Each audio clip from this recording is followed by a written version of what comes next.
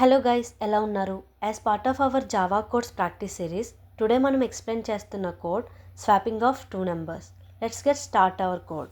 First of all నేను ఒక swapping two numbers అనే క్లాస్ని డిక్లేర్ చేసుకున్నాను అండ్ మెయిన్ మెథడ్లో ఎగ్జిక్యూట్ చేయాలి అనుకుంటున్న లాజిక్ని బిల్డ్ చేస్తున్నాను.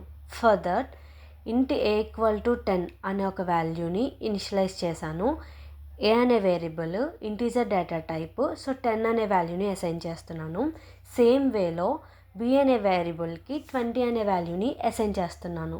సో ఇనిషియల్లీ నేను తీసుకున్న ఏబీ వాల్యూస్ అనేవి 10 and 20.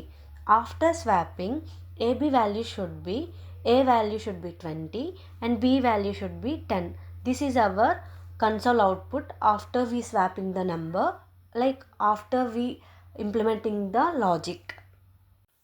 For the main logic build ఒక టెంపరీ వేరియబుల్ని డిక్లేర్ చేసుకుంటున్నాము. దెన్ ఆ టెంపరీ వేరియబుల్కి ఏ అనే వాల్యూని అసైన్ చేస్తున్నాము. It should be 10. Then a equal to b వాల్యూని అసైన్ చేస్తున్నాము. Then a should be 20.